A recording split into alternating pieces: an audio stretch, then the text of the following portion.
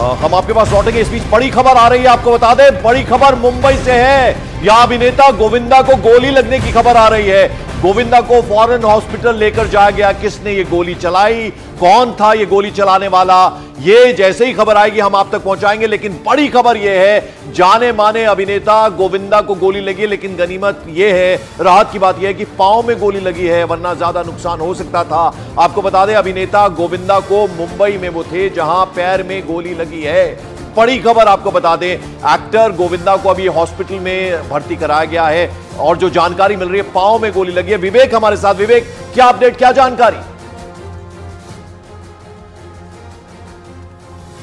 पंकज, देखिए, आपको बताना चाहेंगे कि फिल्म अभिनेता गोविंदा आज सुबह तकरीबन 4:45 बजे के आसपास मुंबई के जुहू इलाके से अपने घर से एयरपोर्ट की तरफ निकल रहे थे और वो उन्हें मॉर्निंग फ्लाइट पकड़नी थी। तभी घर से निकलते वक्त जो उनकी लाइसेंसी रिवॉल्वर है वो उसे अपने कमर में रखने की, या जो जिस तरीके से वो रखते थे रिवॉल्वर रखने की कोशिश कर रहे थे, तभी ये मिस फायर हुआ है। इस पूरी घटना में गोविंदा के पैर में गोली लगी है और इनका इलाज जो है वो मुंबई के अंधेरी वेस्ट के क्रिटी केयर हॉस्पिटल में एक्सीडेंट है, आप कह रहे हैं विवेक? जी पंकज, अपना सवाल एक्सीडेंट है। हाँ, बिल्कुल सही कहा आपने। देखिए, जिस तरह से पुलिस सूत्रों, जो पुलिस मुंबई पुलिस के आला पुलिस अधिकारी है, उनका साफ तौर पर कहना है कि ये पूरा मामला एक्सीडेंटल फायरिंग का है। गोविंदा अपनी लाइसेंसी रिवॉल्वर को जो अपने रखने के साथ कोशिश करे थे, उसी समय ये मिसफायर हुआ है। एक गोली गोविंदा के पैर में लगी है। इसमें कोई भी फाउल प्ले या कोई हमला या फिर कोई दूसरा एंगल नहीं है। पुलिस ने गोविंदा के साथ जो उनके ड्राइवर थे और जो बाकी उन साथ में मौजूद थे, उनका भी स्टेटमेंट लिया है। उनका साफ तौर पर कहना है कि कोई भी फाउल प्ले इस पूरे मामले में नहीं है। गोविंदा अपनी लाइसेंसी रिवॉल्वर रखते समय ये मिसफायर हुआ है और एक गोली जो है गोविंदा के पैर में लगी है, जिनका इलाज मुंबई के क्रिटिकल अस्पताल में चल रहा है।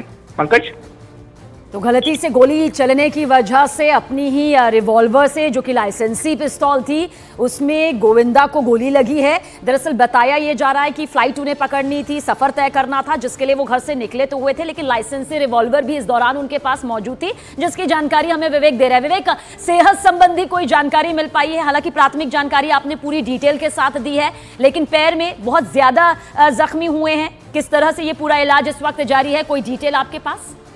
सेवन ने देखिए, इस पूरे मामले में कि गोविंदा अभी खतरे के बाहर हैं, लेकिन बुलेट इंजरीज हैं और इनके सीधे पैर में गोली लगी है और ये जो गोली है बिल्कुल पॉइंट ब्लैंक रेंज में लगी गई है, क्योंकि जो उनकी लाइसेंसी रिवॉल्वर थी उनके बॉडी के बहुत करीब थी और सीधे जो गोली है उनके पैर में लगी है। उसमें लाजमी सी बात है, गोविंदा बहुत बुरी तरह से जख्मी भी हैं। हालांकि डॉक्टर का साफ तौर पर कहना है कि ऑपरेशन के तहत उन्हें ऑपरेट किया जा रहा है और मुंबई के अंधेरी के वेस्ट में जो क्रिटिकल अस्पताल है वहां पर उन्हें एडमिट कराए गए हैं। और पुलिस जो है वो जो आसपास के जो लोग हैं, जो उनके ड्राइवर थे, उनके बॉडीगार्ड थे और जो उनके फैमिली मेंबर थे, उनके भी स्टेटमेंट लिया है। उन सभी ने साफ तौर पे कहा है कि जब गोविंदा अर्ली मॉर्निंग मुंबई के जुहू इलाके से अपने घर पे निकले थे, अपनी लाइसेंसी रिवॉल्वर जो है जो हमेशा अपने साथ रखते थे, उनकी अपनी सुरक्षा के लिए उन्होंने ये रिवॉल्वर, लाइसेंसी रिवॉल्वर ली थी। रखते समय ये मिसफायर हुआ है और मिसफायर के दौरान जब एक गोली चली वो गोविंदा के पैर में लगी है। फिलहाल गोविंदा का इलाज क्रिटिकल अस्पताल में चल रहा है। फिर भी विवेक, अगर जिस तरह का ये एक्सीडेंट हुआ है, पुलिस तो पहुंची होगी मौके पर, क्योंकि वो इंश्योर करेगी कि ये अपनी ही गलती से कुछ हुआ है, एक्सीडेंटली ये फायर हुआ। आप जैसा बता रहे हैं कि अभी हॉस्पिटल लेकर जाया गया, ऑपरेशन, थोड़ी सर्जरी करनी पड़ेगी क्योंकि बहुत नजदीक से ये शायद गोली लगी हो।